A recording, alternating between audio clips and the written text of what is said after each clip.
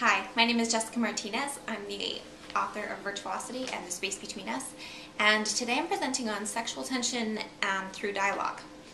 And if you stay with me, I have an exciting announcement at the very end. The first point I wanted to make was to talk a little bit about writing convincing male characters. Boys will be boys. I made this word strip myself. Multi-talented. And I'm going to assume for a second that I'm talking to female authors. I'm sorry to all the excellent male YA authors out there. You guys have your own battle to fight. As far as writing convincing guys from a female point of view, there are a few things we have to keep in mind. It's one of the things that bothers me when I read a book where the dialogue doesn't ring true, is that sometimes the guys will be saying things that real guys don't say. And I think often it's on the author's part is trying to create this perfect guy, or what we want guys to say. But the truth of it is, the guys that we fall in love with in real life or in a book, they're the ones that don't say the things that we always want them to say. They're not always the ones saying sensitive things. They're, well, actually science says that we fall for guys who have higher levels of testosterone. And testosterone does not make guys want to sit around and talk about their feelings. That doesn't mean that you have to write a character who's a complete jerk and who barely says anything. Not at all, actually. But if your character is going to be sensitive or is going to be like really kind-hearted, you have to have that come out through actions and not through dialogue. In fact, guys generally say less, well, about their feelings, about certain things. So when you're reading through your dialogue, make sure that what your male characters are talking about, they're actually going to talk about, or a male would actually talk about. And I often do, while I'm reading through, think, would my husband say this? Or would one of my brothers say this? And sometimes the answer is no. Even if when I'm writing it, I'm really specifically trying to like stay in that male voice. So that's one tricky thing. Okay, oh, I think a really good example of this is in Pride and Prejudice. I tried to think of something that most people will have read and understand, and so I have to go back to a classic, really. But compare in Pride and Prejudice Bingley and Darcy. Now, we like Bingley. We're happy that he and Jane fall in love. Are we ourselves in love with Bingley? The answer is no. And I think part of that is that he says exactly what he's thinking. He's an open book, he's straightforward, he's honest, he's not mysterious, there is no sexual tension. Darcy is the opposite. We see him through Elizabeth's eyes, but what he says, well, at first he says very little, and then when he does say things, it's a little bit confusing. You're not exactly sure where he's coming from. And that is what makes the reader want to keep going. And you know, even from the beginning, even if you've decided you hate Mr. Darcy pretty soon on, you also realize that he is the interesting character. He's the one you want to find out more about. Okay, second point, back to the word strips. Pants on fire.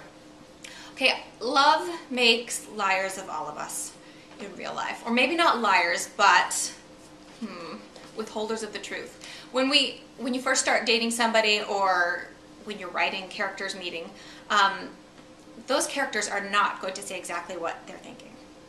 We don't say exactly what we're thinking when we're first dating somebody. That would be an absolute disaster.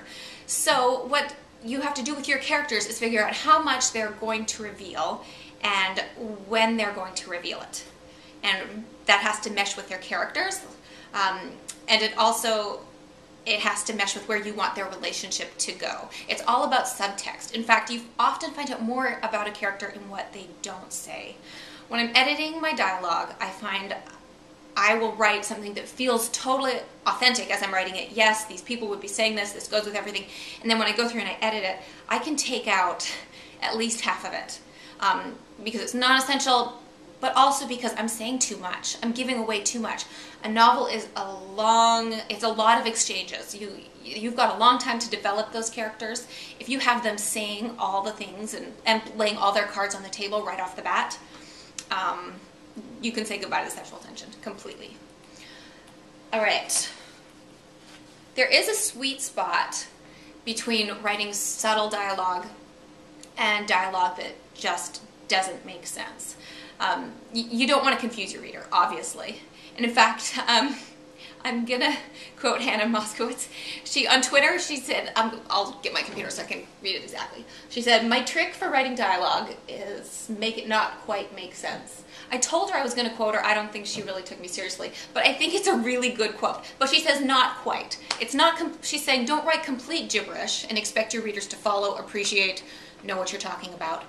But you have to make them think about what is not being said and what that means about the various characters. Okay, so the third and final point is hidden agendas. This is what makes dialogue really complicated to write. Really complicated and hard as a writer because it can't appear complicated. But everybody in your scene has to have their own agenda. Maybe one character is trying to keep a secret from another character, and then the other character is gradually falling in love with that character at the same time. Here's the trick. Each character only knows their own agenda. Oh, I forgot my models. Full stop.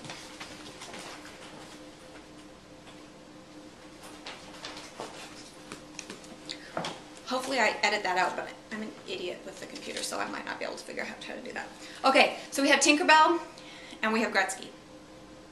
They each have their own agendas. Now, as the author, we will know, well, let's just assume that we're writing from Tinkerbell's point of view, although you do the same thing with a male point of view. We know exactly her agenda, who she is, what's going on. He doesn't. He has his own agenda, but if we're seeing it through her eyes, we have no idea what his agenda is. We only have his speech to, or the dialogue to go on. So as the author, we have a third agenda going on.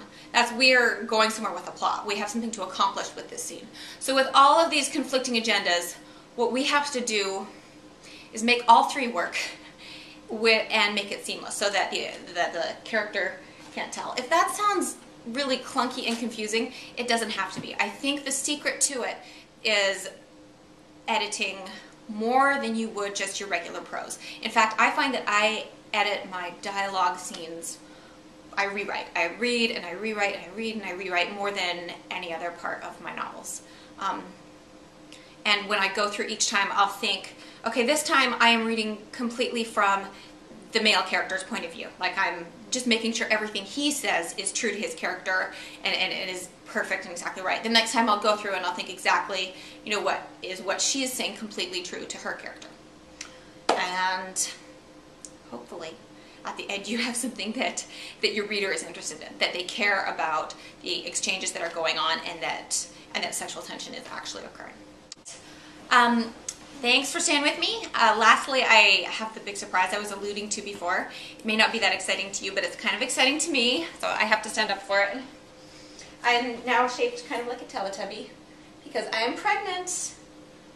And yeah, that doesn't have anything to do with dialogue or sexual tension, but if you follow me on Twitter, that would explain why for the last several months all I tweet about is eating weird things. So anyway, thanks. Good luck with your writing.